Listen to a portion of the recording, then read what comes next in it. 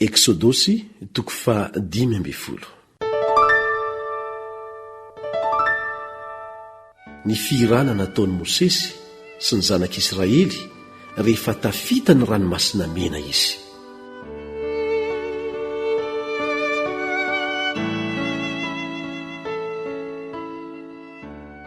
Ary Mosesy sy ny zanak'Israely dia nihira izao fihirana izao ho an'i Jehova ka nanao hoe: hira ho an'i Jehova aho fa avo indrindra izy. Ny soavaly sy ny mpitaingina azy efa nariny ao amin'ny ranomasina. Jehova no heriko sy fiderako fa efa famonjena izy. Izao no Andriamanitro ka ankalaza azy aho, dia Andriamanitro ny razako ka hanandratra azy aho. Jehova dia mpiady mahery, Jehova no anarany. Ny kalesin'ny Farao sy ny miaramilany natsipony ao amin'ny ranomasina, ary ny kapiteny voafantina nasitrika ao amin'ny ranomasina mena. Ny lalina nanarona azy, ny lentika tany ambany indrindra tahaka ny vato izy. Ny tananao ankavanana Jehova efa malaza mihery, ny tananao ankavanana Jehova manorotoro ny fahavalo. Amin'ny halehibeny voninahitra ao no andringananao izay nitsangana anohitranao. Alefanao ny fahatezeranao mirehitra izay mandevona azy toy ny mololo. Ary ny fofonain'ny vavoronao no nanangonanao ny rano, ny vongovongo toy ny atotan-javatra ny rano mari. Nandry teo fovoan'ny ranomasina ny lalina. Hoy ny fahavalo: hanenjika aho, ahatratra aho, hizarababo aho ka hanao izay sitrako ny foko aminy. Hotsoahako ny sabatro ka hamongotra azy ny tanako.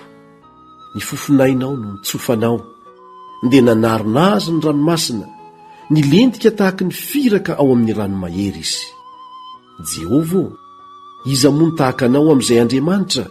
Iza moa ny tahaka anao izay ankalazaina amin'ny fahamasinana, dia raina amin'ny fahatahorana, mpanao fahagagana.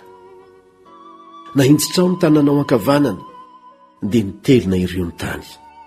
Tarihinao amin'ny famindraponao ny firenena izay navotanao, ka entinao amin'ny herinao ho any amin'ny fonenanao masina izy. Mandre ny firenena, karakitahotra, hovitra ny mahazo ny mponina any Filistia. Torakovitra ny lohampireneny Edoma, azo korohoro ny lehilahy maherin'ny Moaba, reraka ny fony izay rehetra monina ny Kanana. Mahazo azy ny tahotra sy ny ovitra, noho ny alehibe ny sandrinao, dia mangina tahaka ny vato izy, mandra-pandalo ny olonao. Jehova, mandra-pandalo ny olona izay navotanao.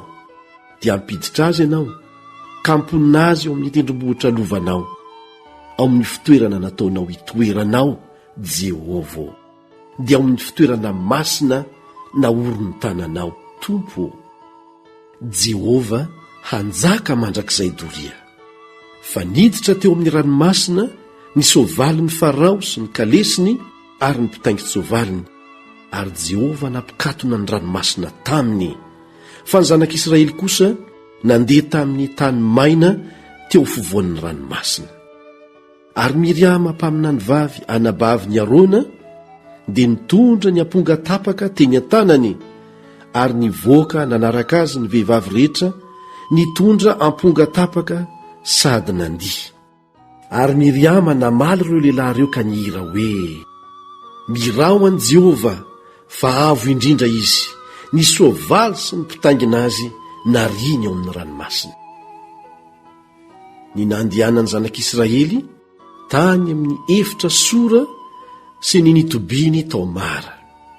Ary Mosesy nitondra ny Israely nifindra avy teo amoron'ny ranomasina mena, dia nandroso ho any amin'ny efitra sora izy, ary nandeha telona tany an'efitra izy fa tsy nahita rano. Dia tonga tao mara izy, fa tsy nahasotro ny rano tao mara satria nangidy izany. Koa izany nanaovan'ny anarany hoe Mara na mangidy. Dia nimonmonina tamin'i Mosesy ny olona ka nanao hoe: inona no sotronay? Ary dia nitaraina tamin'i Jehova izy, ka dia nanehoan'i Jehova hazo anankiray, ary efa natsipy ny tao anatin'ny rano izany, dia tonga mamy ny rano. Tao no nanomezan'i Jehovah lalàna sy fitsipika ho azy, ary tao no nizahany toetra azy. Ka hoy izy, raha hazoto iain'ny feon'i Jehovah Andriamanitra ao ianao, ka anao izay mahitsy io imasony sy iaino ny lalàny, ary hitandrina ny didiny rehetra, dia tsy hisy ataoko aminao ireny aretina rehetra ireny izay nataoko tamin'ny Egiptianina, fa izaho ny Jehovah izay mahasitrana anao. Ny nahatongava ny zanak'Israely tao Elima sy ny monomonoana ny tany an'efitra Sinay noho ny tsy fisinkanina ary nanomezan'Andriamanitra azy mana sy papelika ho aminy. Ary tonga tao Elima izy, ary tao nisy loharano 12 sy hazo rofia 70 dia nitoby teo anilan'ny rano izy.